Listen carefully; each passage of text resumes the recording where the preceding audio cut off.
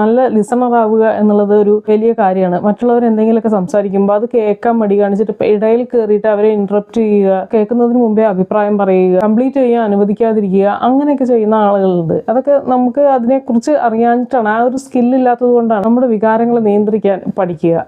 എല്ലാ കാര്യങ്ങളും വ്യക്തിപരമായിട്ട് എടുക്കാതിരിക്കുക. ആരെങ്കിലും എന്തെങ്കിലുമൊക്കെ പറയുമ്പോഴേക്കും വല്ലാതെ വിഷമിക്കുക, അതിന് ഒരുപാട് പേഴ്സണലായിട്ട് എടുക്കുക.